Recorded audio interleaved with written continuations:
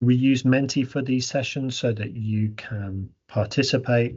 The idea is it is an interactive webinar where I will ask you to respond to some questions and to do some writing. I personally don't think it's possible to learn about writing or to, you won't get better at university writing without actually trying to do a little bit of it yourself. So please do join the Menti and participate. And I will start by asking you all a question, which is very simply, how are you feeling today? I hope people are well, but yeah, however you're feeling, please share that through the Menti. If you can't follow the link in the chat, you can go to menti.com and enter the code 35745541. I'm glad that you feel good, Rinsana, but if you're able to join the Menti, then you'll be able to add your voice to what other people are saying. This is 2 weeks in a row now where someone has written fantabulous. I assume that is the same person. If you've never heard the word fantabulous before, it's actually, apart from last week, it's been a long time since I heard anyone use fantabulous, which I guess is a combination of fantastic and fabulous. If any of you are interested in linguistics, this is called a portmanteau word. And that's where we join two words together to make something else. Wonderful. All right. Thank you very much. I hope that you will continue to feel good, great, awesome, confident, and excellent over the next hour or so. If you're feeling tired, that's perfectly normal. The days are getting shorter. It's darker outside. We'll do our best to encourage each other and push for just a bit more energy over the next hour to make things better. What I'm going to try to do today is move that step from general academic writing in general to university writing, like writing for the first step towards writing as a university student, particularly at the University of Hertfordshire, but not only at the University of Hertfordshire. Steady.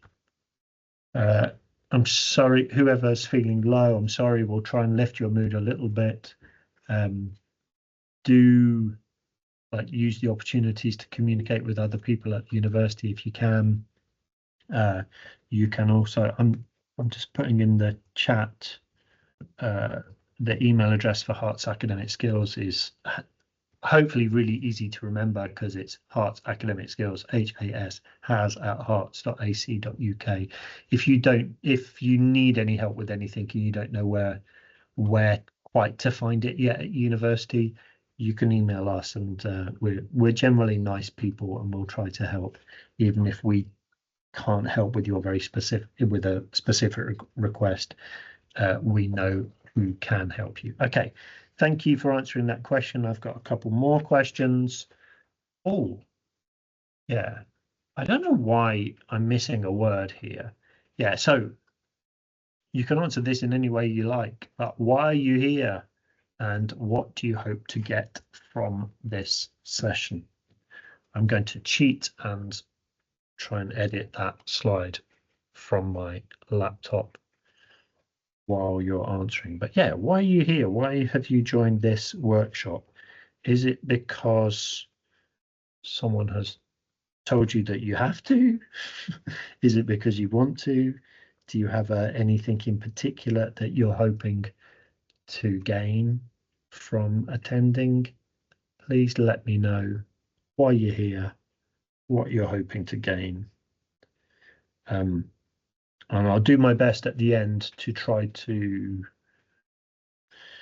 by the end of this session, I hope your goals for attending will have been achieved. And if they haven't, then we'll look at what more we'll do in future weeks. I like the idea of meeting of new friends. Please do. like using Menti is not quite the same as being in a classroom where you can see people like face to face. But you can use the chat function in Teams to communicate with one another. I know sometimes in webinars, students kind of like share a link to a WhatsApp group within a chat. If you've joined this webinar, then it suggests to me that you're a good student, you're motivated, and you want to learn, and you might want to meet other people who feel the same way, and you can find them by putting a message in the chat. Lovely. I'm glad to hear that you are excited. I'm not sure I can help you to polish your scientific skills, but certainly anything relating to academic skills, we're very interested in the way that you learn to learn, the way that you organize yourself, the way you develop your thinking skills as a university student, and really how you communicate, particularly in writing, but not only in writing, how you communicate your knowledge and the skills that you've developed within science. I'm too busy speaking to you to have gone in to correct the error in my slides. And so I didn't introduce myself properly, but I'm Mark. Once upon a time, I was an English teacher. So I really care about things like if I've made a mistake with punctuation, I want to fix it. I'm going to go and fix that in a moment. Okay, lovely. One more question, a few more questions, I think. If you haven't watched the video from webinar 1, or you have not, or you didn't attend it, don't worry, because you might be able to guess. But in the first of our weekly webinars, I said a few things about academic communities, and I said a few things about academic writing. Which of these options is the best representation of what we said last week about academic communities? Is it that they care about knowledge and complex questions? They are difficult to enter but easy to exit? Is it that academics usually arrive late for parties? If you participated in the first webinar, I think you'll know what I'm talking about. Or is it that they do their talking in the kitchen? Again, in webinar 1, we imagined a situation where you wanted to join a conversation in the kitchen after arriving at a party. But you may be aware, you may remember that that was a metaphor for like academic communication. We were talking about the way that we communicate with academic communities is a bit like joining a conversation, and there are particular ways that we do that. Thank you to everyone who's answered this question. 91% of you are correct. That what we said about academic communities in webinar 1 as a starting point was that they care about knowledge and they care about complex questions. Now, after talking about academic communities in the first webinar, I started to talk about writing at university, academic writing. Which of these statements about writing do you think are true? It's possible that more than one statement here is true. I've got 3 statements. The first is reading is an essential aspect of writing for university. Second statement is that university writing tends to have word limits. And the third statement there is that you have unlimited chances to resubmit written assignments if you fail at university. I've got 86%. That's shifting a little bit. But 90% of you say that reading is an essential aspect of writing for university. 60% of you said that university writing tends to have word limits. Well, that's going down. Nobody thinks that you have unlimited chances to resubmit written assignments if you fail. Thank you very much for your replies. I'm surprised at that middle one going down, because I did say last week in the first webinar that, yeah, in academic writing, academic communication, and definitely in university writing, we do tend to have word limits. And that's one of the reasons why we need to keep our writing concise and precise, because we want to pack as much information into the words available to us. So actually, of these three statements, two of them are true. It's absolutely true that reading is an essential aspect of writing for university, and that all academic writing is related to academic reading. And it's also absolutely not true that you have unlimited chances to resubmit written assignments if you fail. I think this is a really important question. I'll say something about it now, and maybe we'll repeat it in future weeks. But the way that assignments work at this university, and like many universities in the UK, is that typically, if you make an honest attempt at an assessment, in other words, if you don't like cheat terribly, then if you fail an assessment, you usually get a second attempt at that assessment. If you fail the second attempt, you might need to pay your fees again in order to attempt it again. Some students feel very surprised by that if it happens to them. If you're in this webinar, it's probably not going to happen to you. If you follow instructions and do the work, you'll most likely pass at the first attempt.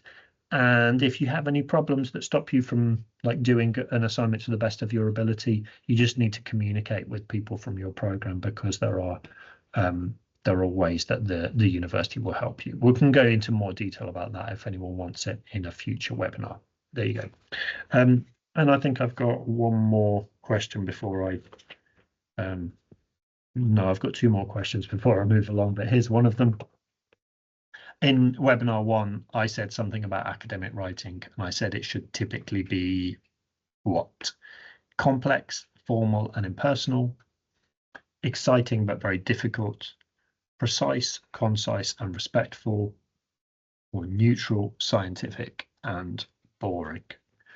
There are 40 people in the webinar, but 21 in the Menti. So if you haven't been able to join the Menti, please do. There is a link in the chat. You can click on that link and you can answer the questions. Half of you in the Menti have answered my question, and you are all saying exactly the same thing, which is precise, concise, and respectful. So, yeah, I think we've absolutely nailed that. That's absolutely correct. I said that academic writing is typically precise, concise, and respectful. And this was the kind of story that I told. I kind of started by establishing that because academic writing is done by academic communities who care about things like complex ideas, complex questions, and they care about knowledge. Academic writing is therefore rooted in reading and research. It needs to communicate complex ideas and address difficult questions. It needs to show respect to other members of the community, tends to have word limits, and as a result, it needs to be precise, concise, and respectful. And 100% of you who answered the question knew that, so I won't spend much more time on it. In the first webinar in this series, I was saying something that I'll probably repeat quite a lot, which is that we can see academic writing as being like a conversation. And in the first webinar, I spoke about a book. Now, I'm going to hold the book in my hands, but maybe you can't see the cover. So, was the book called You Say, I Do?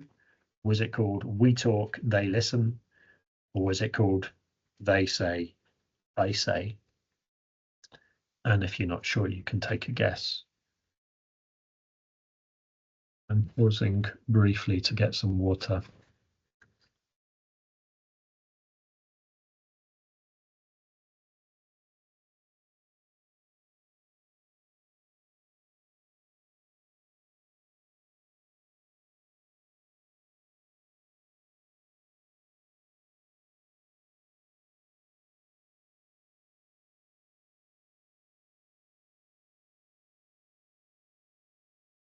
So I returned to my desk to find that we've got quite a few answers to this question, but it's quite mixed.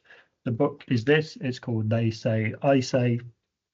And the basic idea of this book is that all academic writing is a kind of response to other writing that's already done.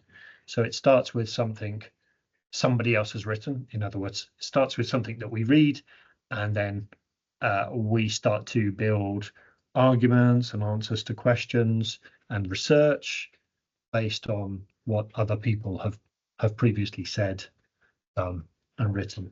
So yeah, it wasn't so important that you got that right, but yeah, the book is called They Say, I Say by Graf and Birkenstein. And Graf and Birkenstein in They Say, I Say suggests that all academic writing is basically one of three responses to something that has been written somewhere else. And we start by either saying, no, we don't agree, or yes, we agree with that, or maybe quite interestingly, yes, but. And today we're going to look at, we're going to use a theme that I hope everybody in the webinar can relate to, because look, I've got my phone in my hand now. I would imagine that many of you are either watching this on your phone, or you're using your phone for the Menti. I'm sure you've got a phone not very far away from you, and when I was a child, a phone was something that we used to make phone calls, and now that's one of the very, that's something that I don't do so often, but I do use my phone a lot for taking photos or sharing photos, receiving photos, liking other people's photos, and I feel like cameras and photography is something that has become an essential part of our day-to-day lives. So we're going to look at the theme of photography today to explore something about academic writing. And I want to start with this idea of like they say, I say. I'm going to give you a statement, and I'm going to ask you to respond to that statement by either agreeing with it, disagreeing with it, or saying yes, but.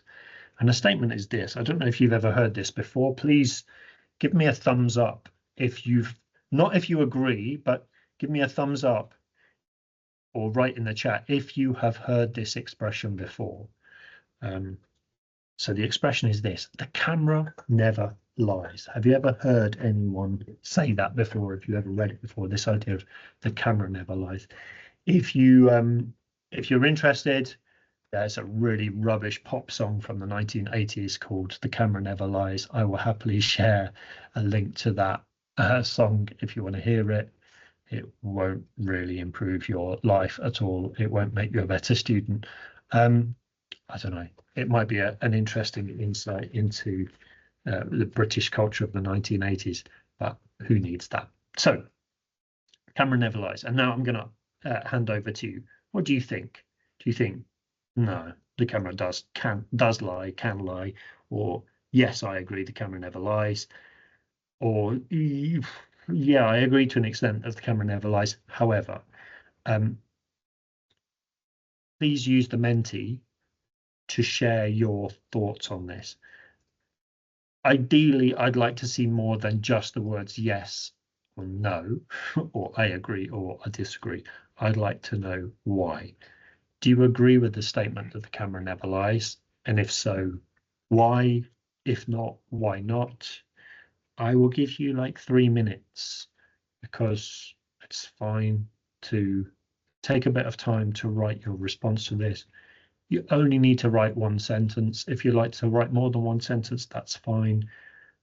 Just a few words are okay if that's all you've got, or that's all you've got energy for. I'm not judging you on this, but this is our important starting point. Some people say the camera never lies. What do you say?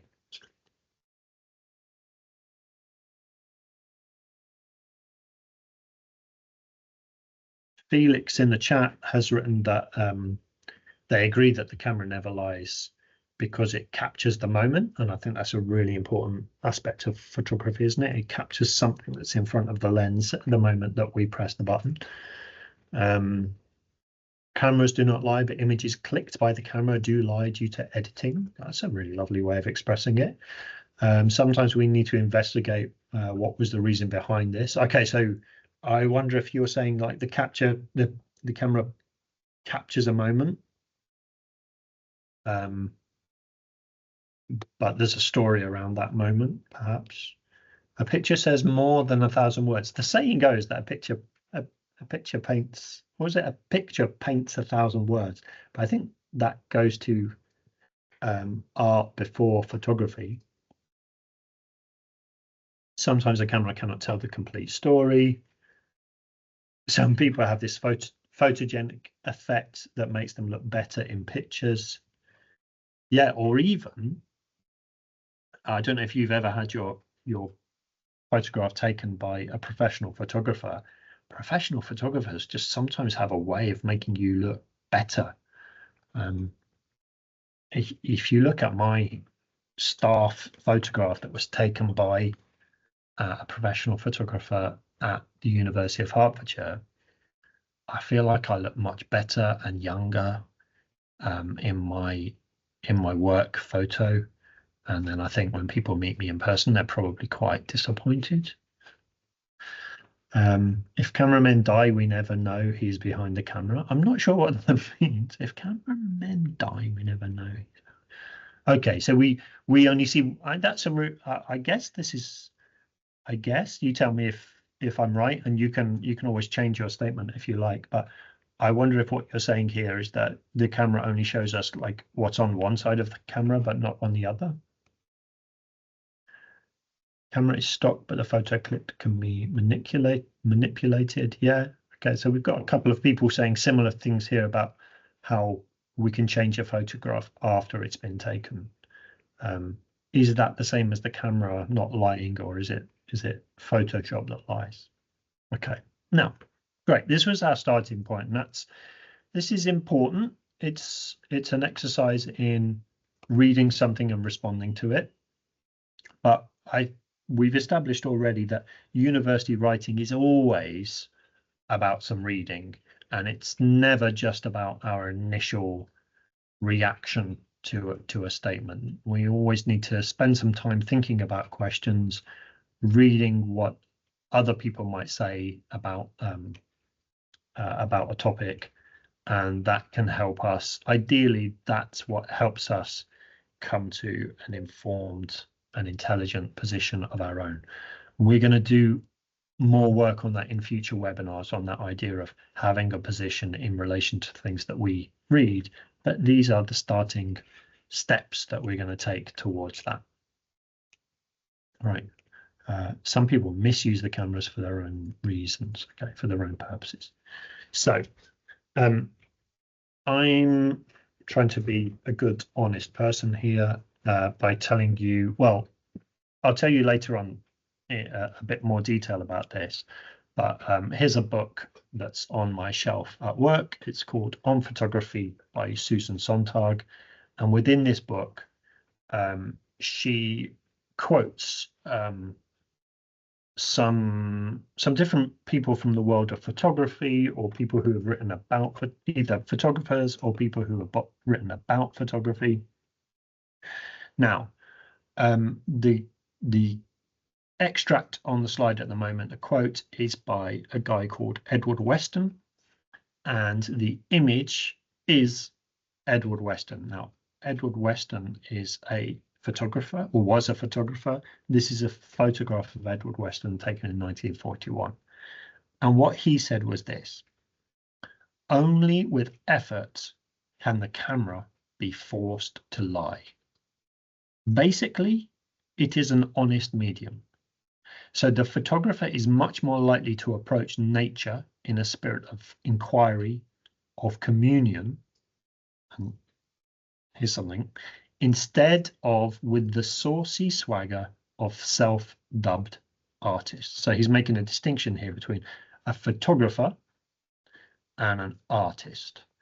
And a photographer approaches nature in a spirit of inquiry, communion, instead of with the saucy swagger of self-dubbed artists. Now, you're going to see the the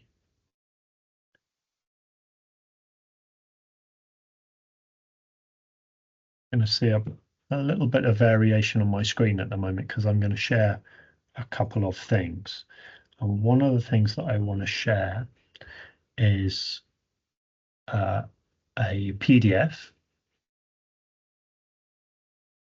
Now, I'm going to put the PDF in the chat in Teams.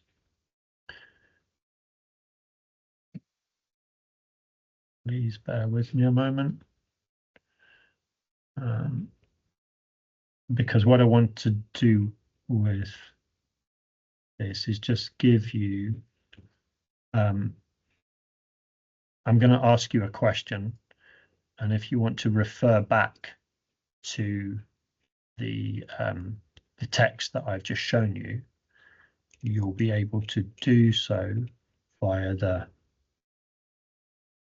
PDF. Now, on Canvas, you may or may not have already seen this page. So on the Hearts Academic Skills page on Canvas, there's a page here with the schedule for all these all the webinars in this series, and for each one. So there's webinar 1. There's a recording of there's a video recording of the webinar. There is a link to the Menti, and there's a link to the article that we discussed. If you go to number 2, there's no video yet, of course, because we're making it right now. You can click directly on a link to a PDF. Should take you there. It's the second link that I just pasted in the chat. And that, when you open it, will look like this. It's got the text that I've just read aloud. So only with effort can the camera be forced to lie. So if you want to check anything that that I've shown you, that a piece of writing that I've asked you to read, you'll find it in the PDF. Okay, because I'm now going to move on and ask you a question about this. Right. The question is this, and in a moment you'll be able to give your answer via the Menti. So it's a multiple choice, A, B, C, or D. What do you think Edward Weston is saying? Edward Weston was answering that question, the camera never lies. Do you think his answer would be this? A, cameras lie sometimes, but only with the intention of the photographer. B, photography is more honest than art. C, photographers try to represent their subjects in a way that is more objective and therefore honest than artists.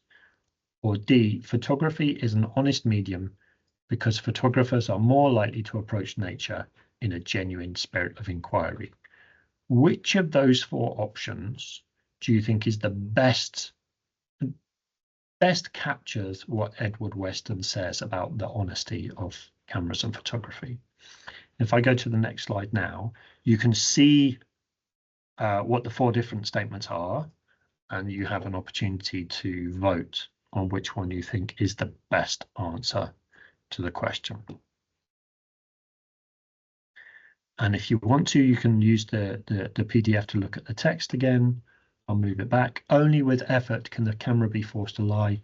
Basically, it's an honest medium, so the photographer is much more likely to approach nature in a spirit of inquiry, of communion, instead of the saucy swagger of self-dubbed artists. Okay. And I can see some answers coming in. And so far, there are more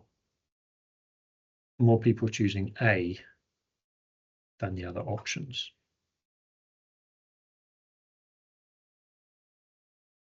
And don't worry if you're not sure, just make a choice that suits you.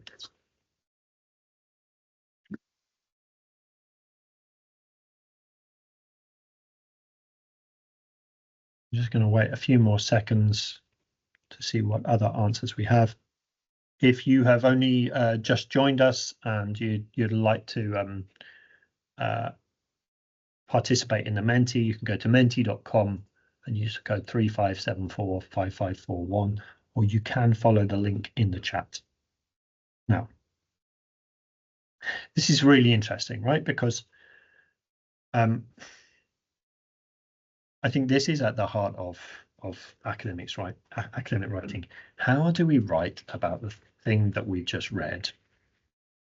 And how do we link the thing that we've just read to another question that we're trying to answer? Because I started by asking you a question about, like, does the camera never lies? Do you agree or disagree with that statement? And Edward Weston wasn't, he's not in our group. He's not in our current community. He wasn't answering that question, but he was writing about whether or not cameras are honest and whether photography is honest. So I kind of picked that extract because it kind of answers the question, but it's not a direct attempt to answer the question. And actually, most of the writing that you have to do is like that. If someone else has already answered your question, then why are we asking you that question? We think it's much more interesting to give you a question where you can read different sources with slightly different perspectives covering different aspects of the question. Yes, I can go back to the slides. You can also access the text via the link to Canvas in the chat. But there you go. Now, you will hear, I'm sure, lots of people all around the world on YouTube, on campus, in books, telling you that in order to do good academic writing, you need to paraphrase. And I have a slightly different position to a lot of people on paraphrasing, because I think like paraphrasing is where you take a message and you change it so that you kind of put it into your own words. Now, if you're really good at English, whether English is your first language or your third or fourth or fifth language, if you're really skillful with language, you can do things that we might call paraphrasing. So you can change verbs into nouns, and you can change the order of a sentence around, and you can find clever ways to change the words of one sentence so that you produce a new sentence that means the same thing but does it in a different way. Then you can do that if you're very skillful with language, but actually, a lot of machines can do that these days. Generative AI is pretty good at paraphrasing, but generative AI is not human and cannot think and doesn't feel and actually doesn't really know anything. And what I would like is for you to have a great experience as a university student where you do learn and you do know things, and you have an opportunity to give your perspective on the things that we're asking you to think about. So what is more important to me here is that you show an understanding of what Edward Weston has said here, and we choose an option A, B, C, or D, which best reflects a sense of what he's saying in relation to that statement. It's not necessarily about manipulating language, but showing an understanding of the whole thing. Now, I wrote A, B, C, and D, and I'm trying to do different things with each of them. So, A, cameras lie sometimes, but only with the intention of the photographer. That is true, right? I think that is what Edward Weston says, but that's what he says in the first sentence. That's an example of paraphrasing, where I've taken the first sentence and I've tried to just put it into different words. And I think sentence A is a close representation of what Edward Weston says in the first sentence, but it doesn't capture the meaning of the whole paragraph. So that's why I think A is not the best answer. B looks nice and short. It's concise. You remember I said, concise writing is good. But photography is more honest than art. Actually, this is a bit of a misrepresentation of what Edward Weston says.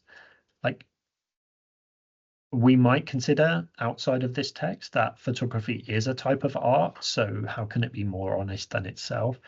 I think Edward Weston is talking about maybe painting, and that he might be suggesting that photography is indeed more honest than painting, but I think art isn't the best word for for capturing that. So that leaves us with C or D. And obviously I've written this, so I think one of them is better than the other. And if I just go forward a slide, I'll see that more people chose D than C. And maybe it won't surprise you, but I'm going to say that I think C is the best answer, because C is expressed in quite different terms to the original text. If you look at D, photographers are more likely to approach nature in a genuine spirit of inquiry. One or two words aside, that's almost exactly the same as what Edward Weston says. So I've pretty much taken his words and just reproduced them. I've kind of copied and pasted. I haven't used quotation marks to show that I'm quoting him. So for me, C is the best way of capturing what Edward Weston says, because it attempts to express the whole thing and not just the first sentence. And I attempted to do it in my own words and not in Edward Weston's. Now, so if you want to change your answer now, my answer was C. You're very welcome to stick with what you thought. But yeah, do be careful with D. Sorry, with A, you're not capturing the whole meaning. With D, you are capturing the whole meaning, but you're largely relying on Edward Weston's words, which is fine, but you could maybe put quotation marks around those. And not many people felt that B was the best answer. And some of you are so smart that you've waited until now to answer the question. And that's a good way of making sure you get the answer that I most agree with. Right. Let's move on and look at another extract. So do give me a thumbs up if you like the image, because this is clearly a very different type of camera to my iPhone, and I think you probably need a lot of skill and knowledge to be able to use this well. So this is a picture I found of a female photographer called Margaret Burke White, and again, this is someone quoted in Susan Sontag's book on photography, and I quite like this. Right, so I should explain that Margaret Burke White was a photographer. She had a kind of an assistant or a kind of partner called Mr. Caldwell. And this is what she says. Sometimes I would set up the camera in a corner of the room, sit some distance away from it with a remote control in my hand, and watch our people while Mr. Caldwell talked with them. It might be an hour before their faces or gestures gave us what we were trying to express, but the instant it occurred, the scene was imprisoned on a sheet of film before they knew what had happened. A few slides back, I asked about, like, does the camera ever lie? And one of you answered that by kind of saying that a camera captures a moment. And I think that final sentence, the instant it occurred, the scene was imprisoned on a sheet of film before they knew what had happened. That does seem to be like the same idea of capturing a moment.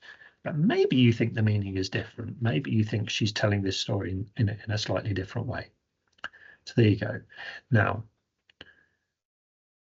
I'm going to ask you 3 questions, and these are not multiple choice. So I'm going to ask you to write a sentence for each of these. But before we do, I'll give you time to think about it. And remember, you can go back to the PDF if you want to look at this text. I don't know, if you're using a phone, you could take a photo of the slide right now and then you'd get those words. So sometimes I'd set up the camera in a corner of the room, sit some distance away from it with a remote control in my hand, and watch our people while Mr. Caldwell talked with them. It might be an hour before their faces or gestures gave us what we were trying to express. But the instant it occurred, the scene was imprisoned on a sheet of film before they knew what had happened. So my first question is a really simple one, and it's, what does she describe doing? I'm going to ask you in your own words, possibly in as few words as possible, what is it that she did?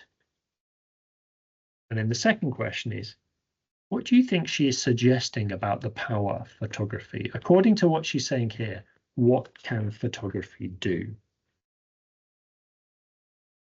And then finally, let's go back to our question. How does this relate to that statement, the camera never lies? Is this changing anything about the way we feel about the honesty of photography? Is the way that she's using the camera honest? Is it a form of lying, or is it not related to that? Okay, so only one person gave their thumb up, so I think only one person likes my photo. Well, that is not my photo. There you go. Thank you to the second person who put their thumb up. There you go. So, in your own words, and like this is not a trick question. What does she describe doing in this extract? What is it that she's actually doing? Can you explain this in your own words? Now, if you can,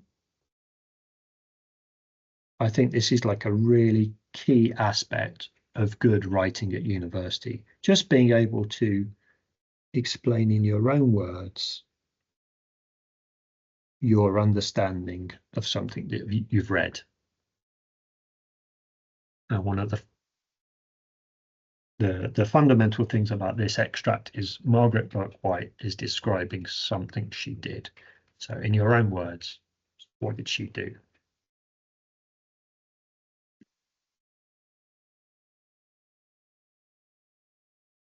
I'll give you a moment to write your responses. Wow.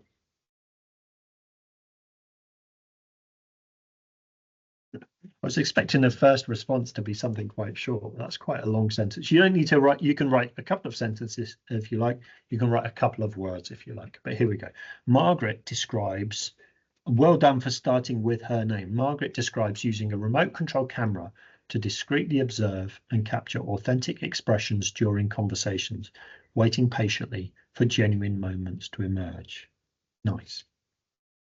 Or she describing the method of capturing authentic, spontaneous human moments rather than posed or artificial ones.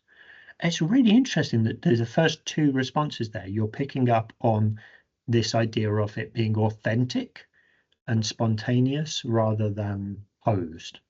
So yeah, I think she is talking about that. Like she's not saying come into she's not asking her subjects to pose. She's just waiting until they do something and she's trying to capture that. So she waits with a remote camera to capture real, unguarded expressions during conversations. Margaret describes how she took a candid and unprepared photo and waited for a specific expression. Right. If you're unable to write a sentence of your own, but you want to just like give a thumbs up to appreciate the people who have, then please do use the thumb.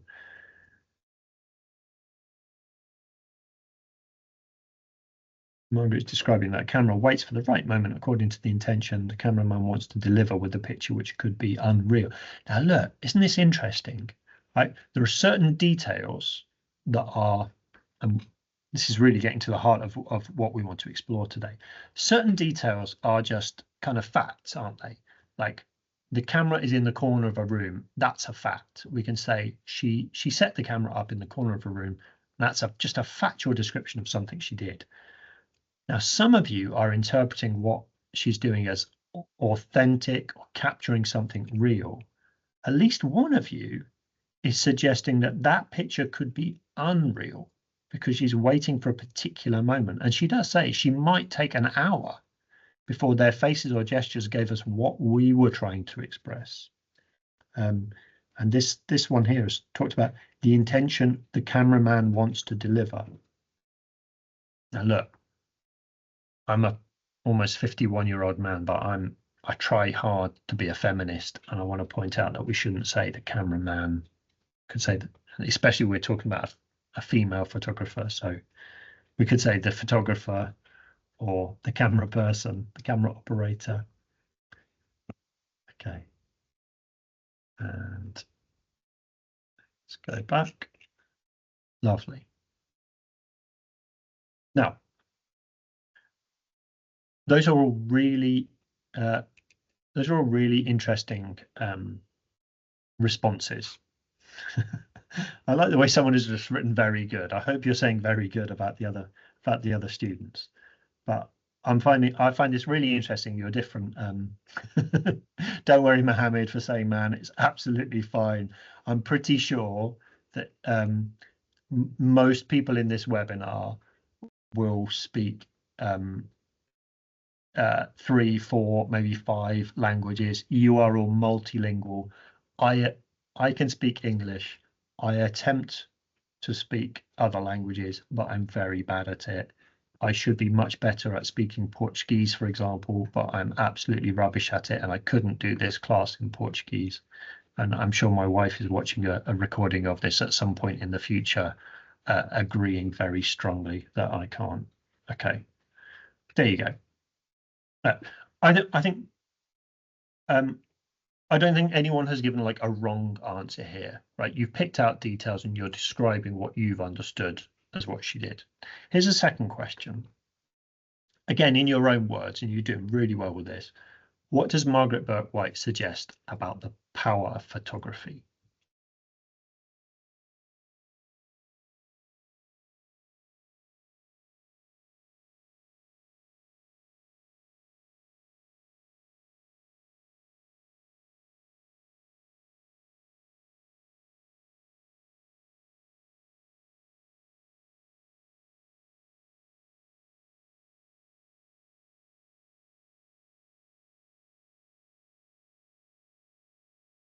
Okay, while people are giving their answers here, it's a good time to talk about a little bit about academic conventions when we're writing about other people.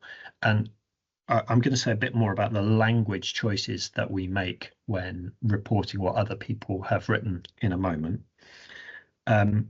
You might already know this, but typically in academic writing, we refer to other authors by their surname. So I love the fact that 3 of you out of 5 already have referred to Margaret Bourke-White as Margaret. It would be more conventional in academic writing to refer to her as Bourke-White. I don't know how to pronounce her name. I should have checked that before. Now, I appreciate, however, that this isn't an academic assignment yet. We're doing some writing for university because we're all university students, but it's a nice habit to get into, or it might be a useful habit to get into, to start referring to people by their surnames. However, I really like, whoever has written this, I really like doing this. And actually, when I write, this is what I do as well. It's not conventional, but I personally like to use a writer's full name. That's a bit of a kind of feminist and a kind of more modern feminist tradition of like surfacing the fact that, well, in the world of academic writing, whatever field you're in, you might find that a lot of the published authors are men, or traditionally there have been more men getting published than women. And by writing names in full, it's a great way of highlighting this is a woman, not a man. So there's a kind of feminist angle there to this. Personally, I as a teacher, or someone who talks about academic writing with students, even if I'm not teaching you anything, I think it's really useful to always like think about these as people and not just like words on a screen, and to remember that they come from somewhere. And I think this helps with critical thinking actually when we start to ask some other questions about how something has been written, or why it's been written, and who wrote it, and what their motives were. Now, okay, let's have a look at some of your responses. Margaret describes how it's possible to capture subjects in multiple lights depending on the intentions of the photographer. Yeah, I think that's a good answer to the question. You can show people whatever you want. That's interesting. I'm not sure if she says exactly that, but you're quite right. She does refer to like having an intention and capturing that intention. Photographers want us to see what they want. So eventually what we see is totally dependent on the photographer. Okay.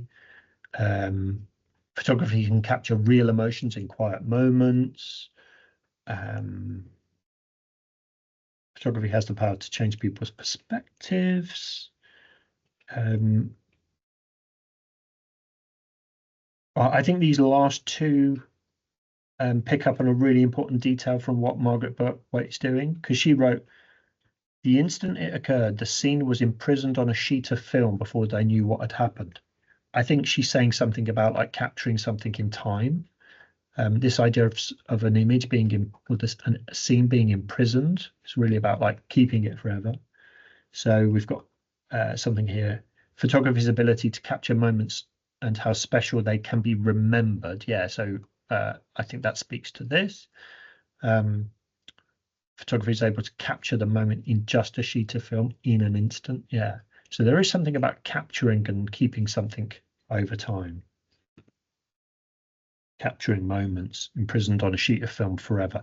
Yeah, be careful because we've got imprisoned on a sheet of film. That's 6 words in a row. If we're using like multiple word, a string of words, particularly if it's a really unique expression in another author's writing, we should put quotation marks around it just to show these are her words, not mine. Okay, but great. Thank you so much for your answers. How about this? Margaret White, how does that text help us with The Camera Never Lies? Are you changing your mind about anything? Do you want to go back to the first thing that you wrote and add anything to it? Does the camera ever lie? In which ways?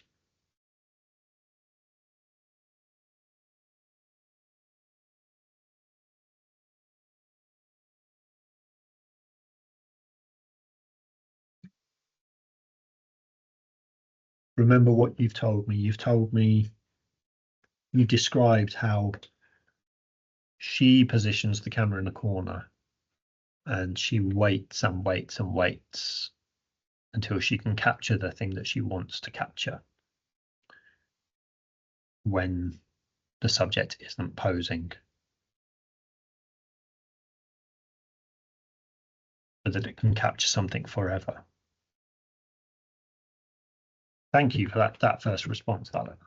It's really nice. It shows the camera can capture truth, but only what the photographer chooses to show. Yeah, so what does that mean about truth? Cameras do lie due to what she wants to capture. Is that necessarily a lie, though? It's dependent on the intentions of the photographer and the actions of the subjects. Margaret shows the camera captures truth, but only what she chooses to reveal.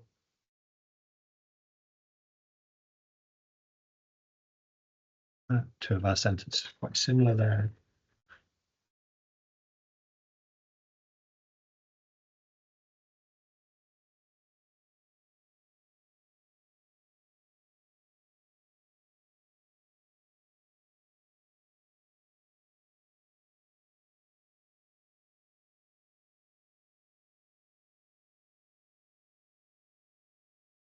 The camera doesn't lie because what is captured is exactly what the lens saw. Okay. How I like about the way you're answering this question, some of you are still like, this is very much your answer to that question.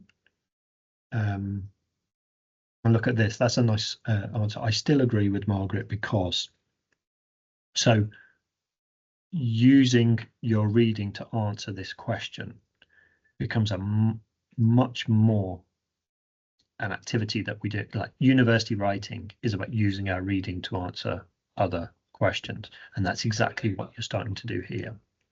But I'd like to point out a couple of things that we've done and a couple of the differences between the questions that I've asked you so far. Actually, there's quite a big difference, and I think you'll notice this between writing about what someone does and writing about what someone thinks. So, for example, oh, sorry, I've got another slide which will do this. But no, I want to show you your writing because you've done really good writing. Right. Okay. So you might notice that I asked you, first of all, what does she describe doing in this extract? And then what you did is basically you kind of like reported on facts, more or less. This is what she did. There were some elements of interpretation, but you always started with this is what she did.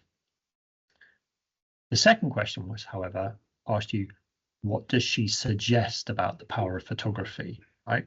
And actually, this is very much about like what she thinks and what she has said about photography, particularly that thing about imprisoning scenes on a sheet of film.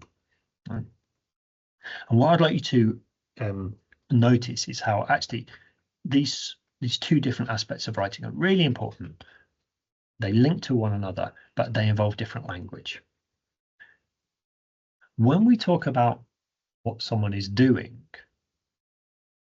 look out for this in the reading in the reading for your modules.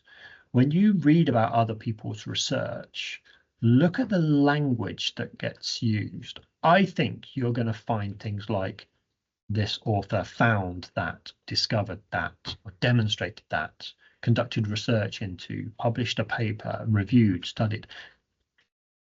Notice that these are all verbs. This is all language that tells us what something did, what someone did.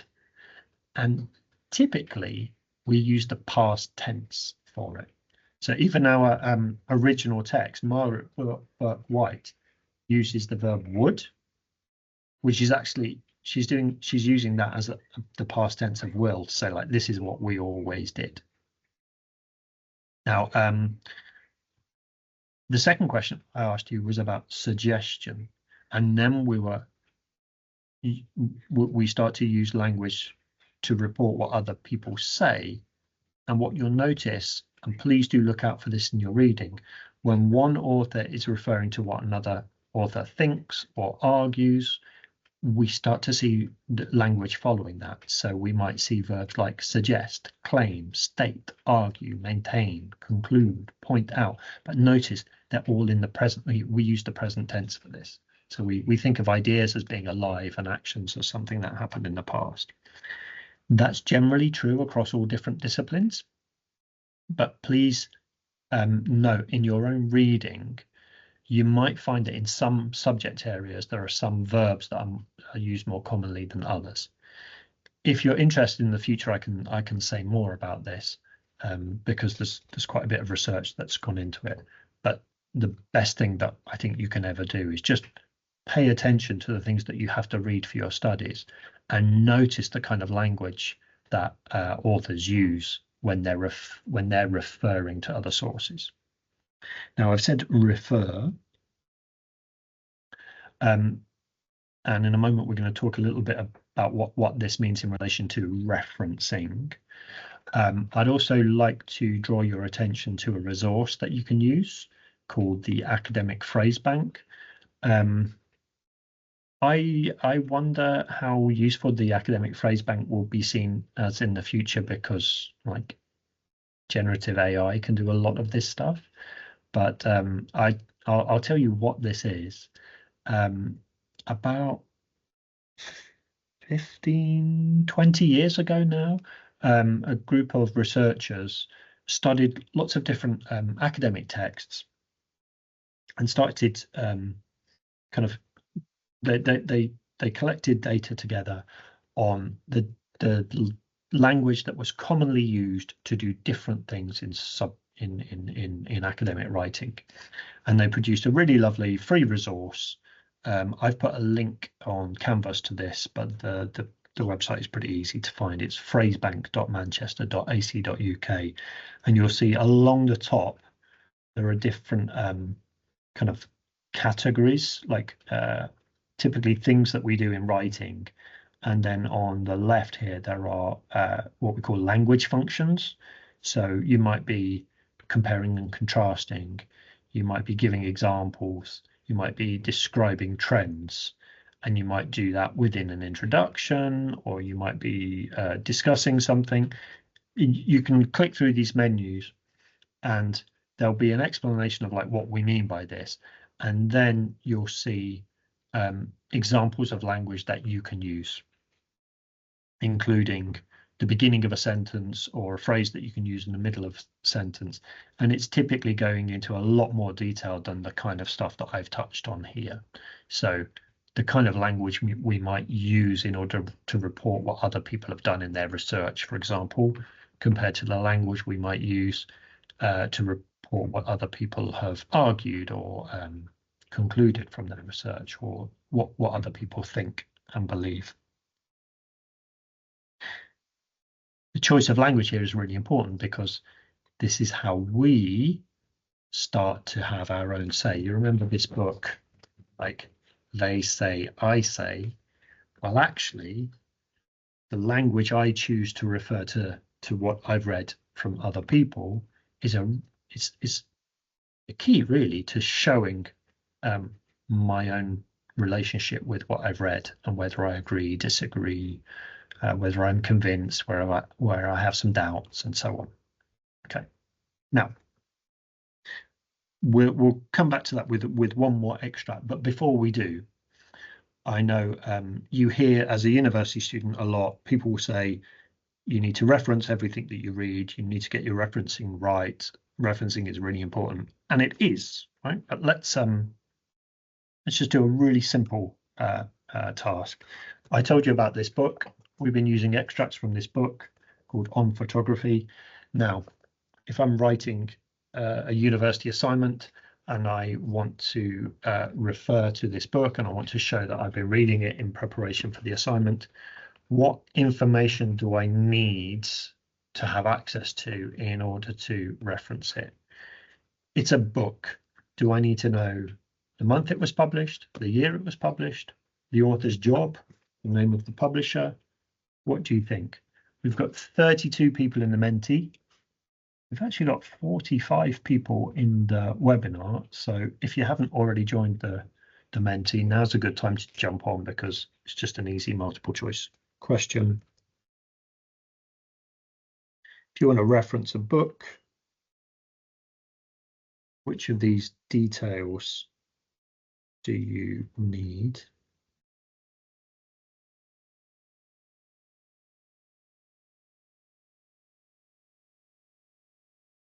And you'll notice that you can give more than one answer, because actually from the 4 options, 2 of them are correct and 2 of them are not.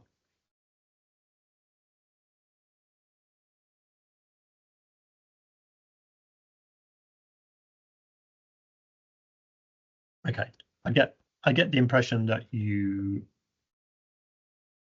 will already know this.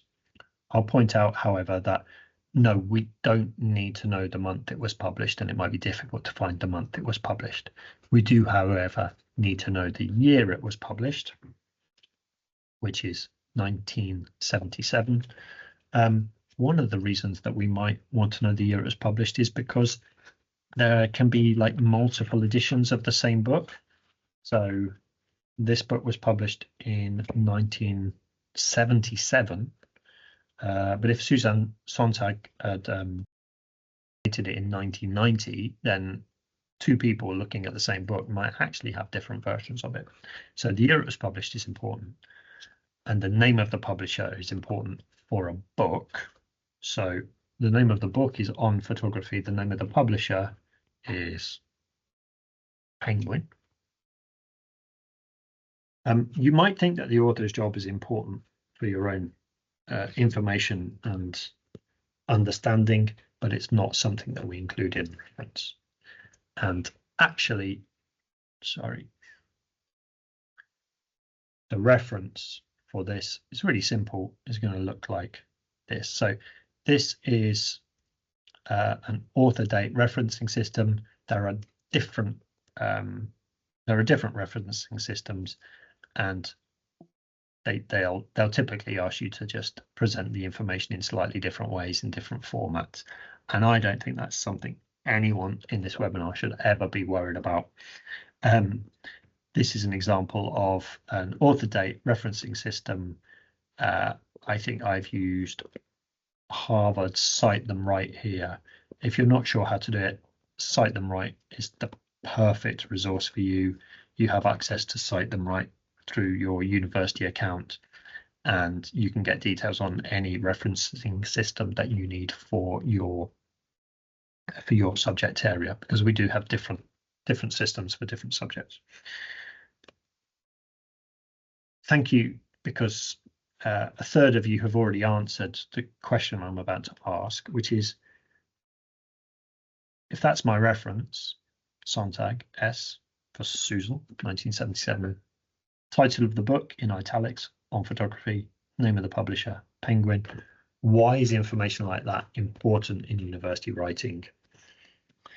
4 options. It proves that you did the work. It enables other people to find what you read. Shows respect to other authors. Not providing this information is an academic offence. Well, actually, there is an element of truth in all of these answers. For me personally, I like to think of it in terms of it enables other people to find what you read. This is kind of a scientific tradition. And I know what I'm talking about today isn't necessarily part of the scientific tradition, but the beauty of the scientific tradition is that anyone in the world could do an experiment or a piece of research, and by publishing information about what they've done, anyone in the world could then try to replicate that research or experiment and see if they get the same result. And there's something like I find that quite beautiful and exciting, that other people in different times and different spaces and places could try to do the same research that you've done by following the record of what you've done. And the same thing can apply to your reading, right? So if you read 5 different books in order to write a 1,000-word paper, if your references are correct, then anyone could pick up your paper and say, I want to read exactly the same books that this person read, because like, this is brilliant and I'd like to get the same kind of knowledge from that. I think that's a nice way of thinking about referencing. I like the idea that you could write something at university and then just leave it in a cafe, and anyone could pick up your work and see exactly how you've done the thing that you've done. And they could also take your work into the library, and if you've got your references right and beautifully formatted like this one, they will be able to find everything in a library really quickly. So that's the thing. We want to give people the information that they need in order to be able to find exactly the things that you read. I do think it is also true that we think of referencing as a way of showing respect to other authors and showing our reader, no, this idea comes from this author, these words come from this other author. So both of these are perfectly good answers to the question. It's also true that, using information from somewhere else and not saying where it's from, it is an academic offence. That's an example of plagiarism. I don't like to focus on the negative. So although this is true, I much prefer these answers. I'm not sure that it does prove that you did the work, because you could pay someone to write an essay for you and add the references. You could use ChatGPT to make up some references. I mean, you'll do really badly in the assignment. You might do badly in life as a result. You won't learn anything, but you could still produce the product. It doesn't prove that you did the work. All right.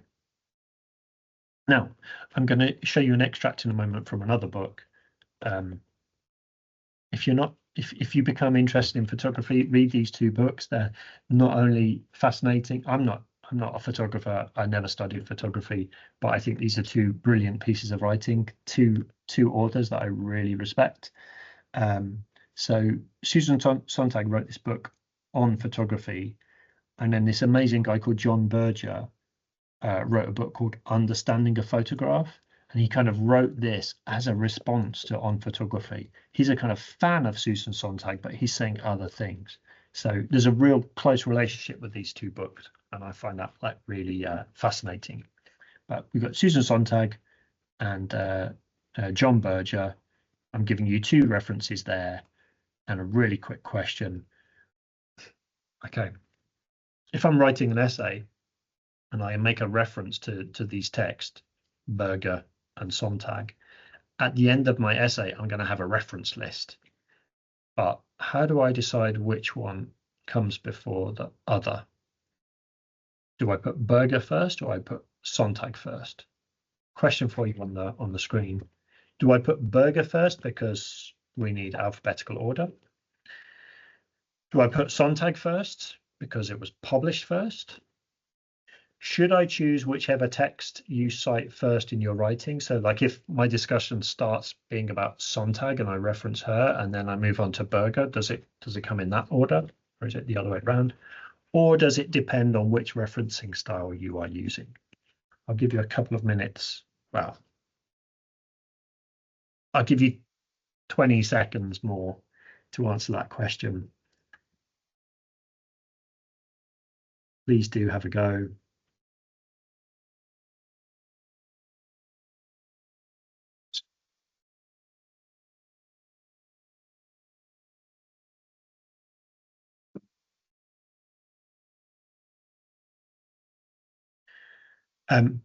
Now, the most popular answer here is it depends which referencing style you are using, and that is absolutely correct.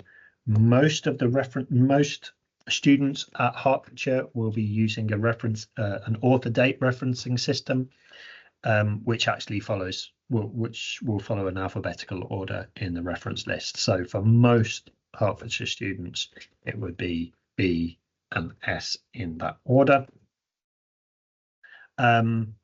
There is no referencing system that I'm aware of where Sontag would come first because it was published first. So move away from that. In scientific writing, where a numerical system is used, then you will actually see the reference list ordered by number, and the numbers relate to where they appear in the text. So the first text that's referred to is 1, and then 2, and then 3 and 4. So actually, it's sometimes this, it's never this, it's sometimes this, and this is the correct answer. It depends which referencing style you're using. Okay, I'll just do a quick recap and then I'll ask you for a little bit of feedback. So I think what we've done so far in our 2 webinars is I think we've established that in university writing, we need to be able to report what other people say and what other people have done. We need to be able to link what we read to what we need to write. So we need to answer questions that have been set, and we need to use our reading to answer those questions, not just the thing that we thought all along. We should try to do this precisely, concisely, and respectfully. In order to be precise and respectful, we need to report sources accurately. So we need to really be faithful to what an author has said and try to capture their meaning and not just what we think ourselves. And in order to be respectful, we need to show our own reader the difference between our words and ideas and the other author's words and ideas. And so because of that, to be respectful to the author and to our reader, we need to be able to reference our sources. And we looked a little bit at that today. Okay. If you have any comments, questions, or requests, I'm always happy to see your thoughts. I'll try to answer any questions that you've got. And if you've got requests for future webinars, I can plan around them. I'm also going to just, we've got on the final slide, I'll give you a couple of minutes to make any comments, requests. Feel free to speak to me if you want to. And on the final slide, there's a QR code which will take you to a form, and it will capture your University of Hertfordshire username and password. So that will register that you've attended this webinar. And I want to ask you if some students like to have things like a certificate to show that they've attended something beyond their regular modules, and that's something that we can provide if it's something that you care about. But in my form, I'm going to ask you,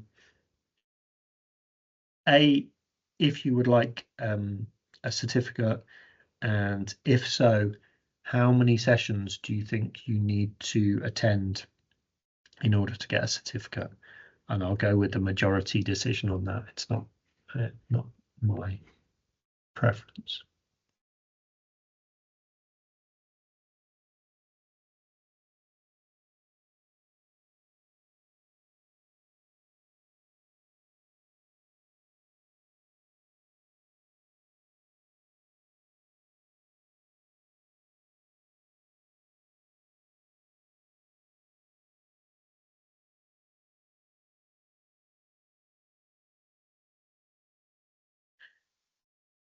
Thank you very much.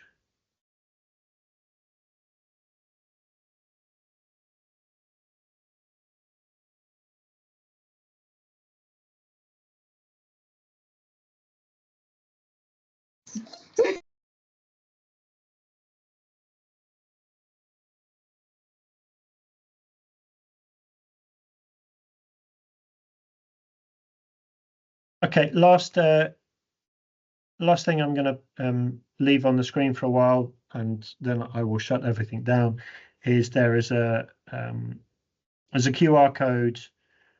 You can record your attendance of this webinar on the QR code, and it's got another couple of questions about whether or not you would like a certificate.